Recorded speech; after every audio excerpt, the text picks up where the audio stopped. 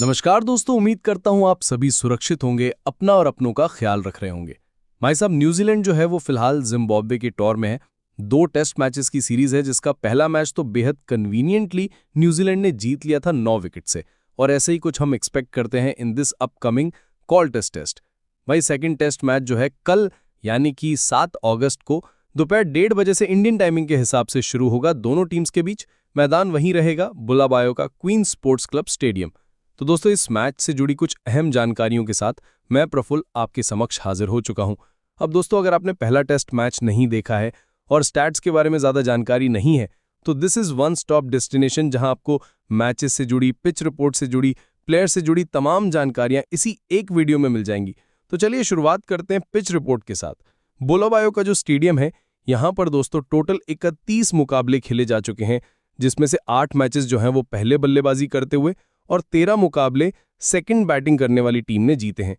अब यहीं पर अगर हम बात करें लोवेस्ट स्कोर की, तो वो बनाया है जिम्बाब्वे ने 104 रन और हाईएस्ट स्कोर गया है 73 runs by Sri Lanka against Zimbabwe. अब आते हैं कि भाई एवरेज स्कोर क्या रहता है, मतलब first, second, third, fourth inning का एवरेज स्कोर कैसा है।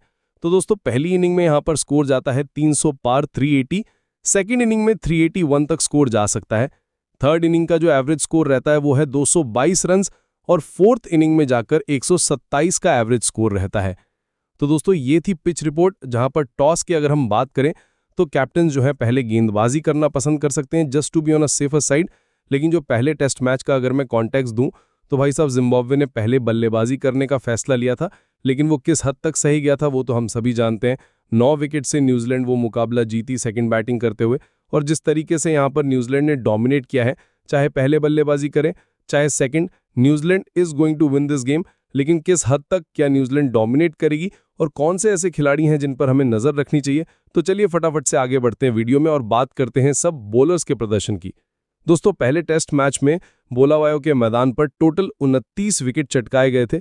22 विकेट पेसर्स ने और 7 विकेट स्पिनर्स की झोली में गिरे थे।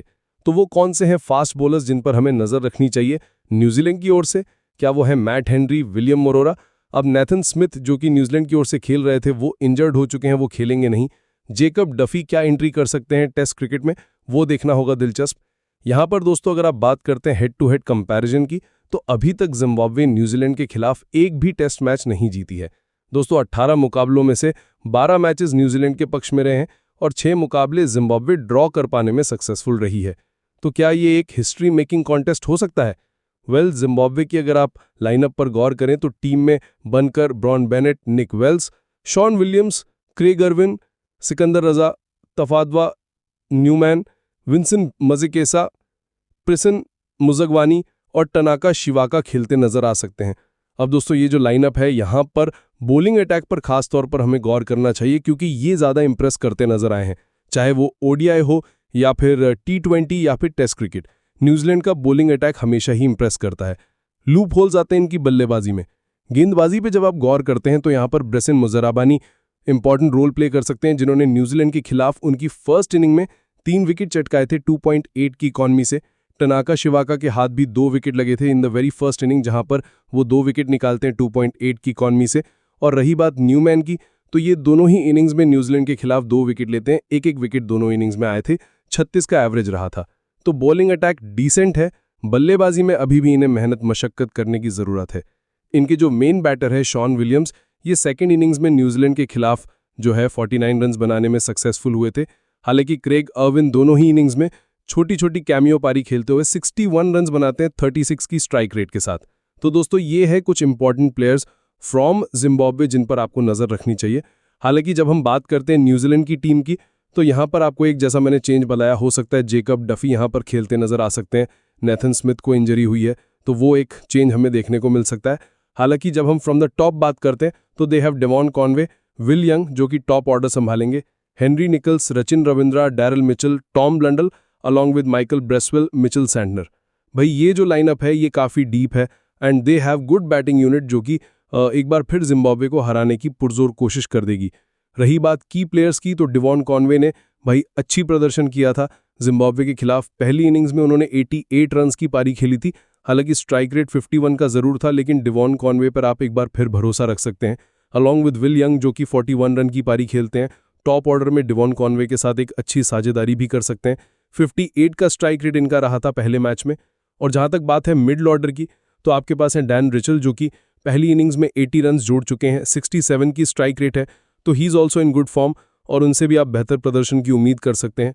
दोस्तों ये तो हुई बात बल्लेबाजी की, जहां पर जैसा मैंने आपको बताया टीम के पास रचिन रविंद्रा जैसा खिलाड़ी है जिससे इस टेस्ट मैच में बेहतर प्रदर्शन की आप उम्मीद करेंगे, क्योंकि काफ़ी लंबा अरसा हो चुका है रचिन रविंद्रा के बल्ले से कोई अच्छी इंप्रेसिव नॉक नहीं आई है। And the same goes with Tom Blundell as well.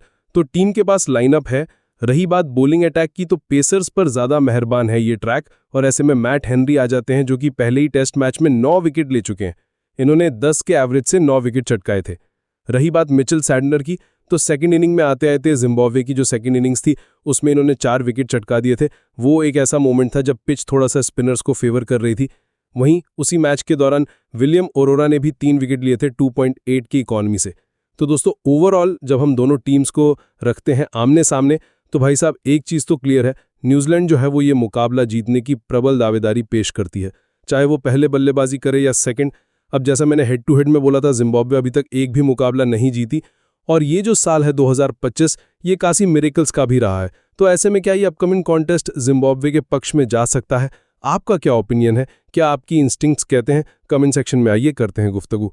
फिलहाल के लिए इस वीडियो में बस इतना ही। क्रिकेट की तमाम updates, the 100 tournament A to Z matches की डिटेल्ड अपडेट्स आप तक प्रोवाइड करता रहूंगा, तो उसके लिए सब्सक्राइब करें चैनल को और नोटिफिकेशन की घंटी बजाना ना भूलिएगा, जिससे आप कोई भी वीडियो कोई भी इन्फॉर्मेशन मिस ना करें। So stay tuned and keep watching.